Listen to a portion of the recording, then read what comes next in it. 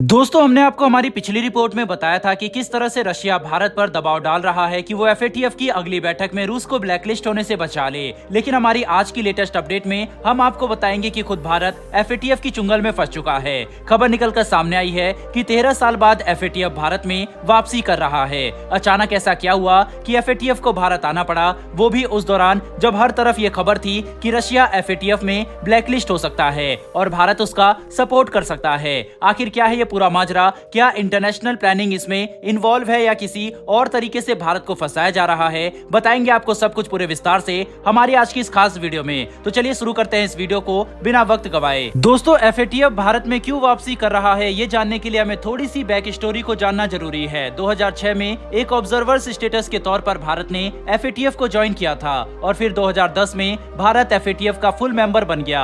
आपको बता दें कि एफएटीएफ दुनिया की सबसे बड़ी लार्जेस्ट बॉडी है जो इस चीज को इंश्योर करती है कि किसी भी देश में मनी लॉन्ड्रिंग, टेरर फंडिंग या किसी भी तरह से पैसों का अवैध लेन देन तो नहीं हो रहा, जिससे वैश्विक तौर पर किसी तरीके की समस्या खड़ी हो सके। और फिलहाल इसमें 39 देश जुड़े हुए हैं और हाल ही में रशिया को एफएटीएफ से बाहर किया गया था। जब 2010 में भारत ने एफएटीएफ को ज्वाइन किया था, उसी दौरान एफएटीएफ की टीम भारत में आई थी और उसने जांच पड़ताल की और अपनी इन्वेस्टिगेशन के आधार पर उसने 3 साल बाद 2013 में रिपोर्ट सबमिट करते हुए भारत की जमकर तारीफ की और कहा था कि भारत को रेगुलर फॉलोअर्स प्रोसेस का हिस्सा बनने की जरूरत नहीं है। यानी कि जो देश की कमियां हैं उस पर भारत काफी बेहतरीन तरीके से काम कर रहा है और बार बार एफएटीएफ को भारत में आकर जांच पड़ताल करने की या इंक्वायरी बैठाने की जरूरत नहीं है। उसके बाद 9 साल बाद 2019 में एक बार फिर से एफएटीएफ को भारत आना पड़ा, लेकिन कोविड-19 के चलते हुए बार बार डिले होता गया और आखिरकार नवंबर 2023 को एक बार फिर से एफएटीएफ भारत आ रहा है। दोस्तों, इस साल 2023 में एफएटीएफ को भारत 2 वजह से लौटना पड़ा है, जिसमें पहली वजह है कि भारत के खिलाफ कुछ देशों ने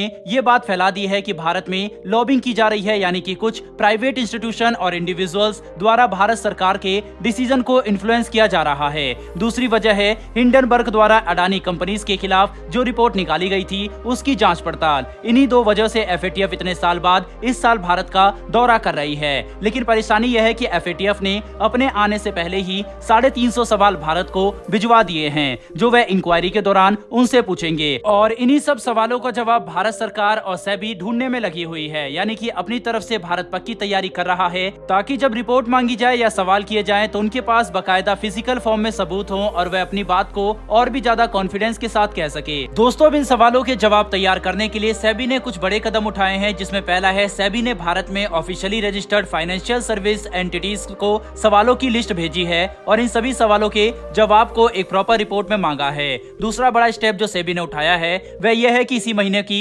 शुरुआत में उन्होंने पीएमएलए एक्ट में एक बहुत ही बड़ा बदलाव किया गया है, जिसके अंदर ये कहा गया है कि जितने भी चार्टेड अकाउंटेंट हैं, कंपनी के सेक्रेटरी हैं या फिर सर्टिफाइड मैनेजमेंट अकाउंटेंट है, वह सभी रिपोर्टिंग एंटिटीज घोषित किए गए हैं। अब उनका ये काम है कि वह अगर अपने क्लाइंट के, यानी कि जिनके लिए भी काम कर रहे हैं, उनके किसी भी प्रॉपर्टी का लेन देन करते हैं, अपने क्लाइंट के पैसों को मैनेज कर रहे हैं या कुछ भी किसी तरह की एक्टिविटीज वो कर रहे हैं, वह सभी चीजें उन्हें सरकार को बतानी होगी और उन पर कड़ी नजर रखी जाएगी। इस तरह के कई और बड़े कदम उठाकर सेबी अपने साइड से सारा का सारा हिसाब क्लियर कर रही है, ताकि जब एफएटीएफ भारत में विजिट करे तो उन्हें पता चले कि हम एक खुली किताब की तरह हैं और सब कुछ ट्रांसपेरेंट है और कुछ भी गलत हमारे देश में नहीं हो रहा। चलिए दोस्तों, इसी के साथ बढ़ते हैं हमारी आज की दूसरी बड़ी खबर की तरफ। पिछले कुछ समय से देखा जा रहा था कि चीन और रशिया की दोस्ती काफी ज्यादा गहरी होती नजर आ रही थी। ये बात जग जाहिर है कि चीन से ना तो दोस्ती भली है और ना ही दुश्मनी। इस वक्त चीन दुनिया के कई देशों का सरदर्द बन चुका है, लेकिन अपने आसपास हो रही इस तरह की घटनाओं को देखते हुए भी रूस ने किसी भी तरीके की सतर्कता नहीं बरती और लगातार चीन से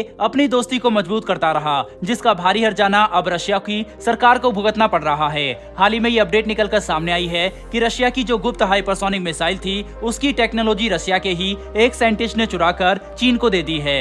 यानी कि फ्यूचर में इस्तेमाल होने वाली हाइपरसोनिक मिसाइल जो कितनी घातक हो सकती है इसका अंदाजा किसी को नहीं है, वह टेक्नोलॉजी अब चीन के पास पहुंच चुकी है। स्क्रीन पर रूटर्स की रिपोर्ट देख सकते हैं, जिसमें बताया गया है कि रशिया के एक रिसर्च सेंटर के साइंटिस्ट, जिनका नाम अलेक्जेंडर बताया जा रहा है, उन्होंने इस टेक्नोलॉजी को चीन तक पहुंचाया है। हालांकि उनके खिलाफ सख्त कदम उठाए जा चुके हैं, लेकिन अब टेक्नोलॉजी तो पहुंच चुकी है चीन के पास और इससे सबसे बड़ा खतरा भारत समेत उन सभी देशों को है जो फिलहाल चीन के सबसे बड़े दुश्मन हैं। इस रिपोर्ट के ऊपर आपकी क्या राय है, कमेंट बॉक्स में लिखकर जरूर बताइएगा। साथ ही हमारी आने वाली डिफेंस और वर्ल्ड अफेयर से जुड़ी ऐसी वीडियो के लिए चैनल को सब्सक्राइब कर बेल नोटिफिकेशन अवश्य दबा लें। फिर मिलेंगे ऐसी एक नई वीडियो वीडियो के साथ। धन्यवाद। जय हिंद।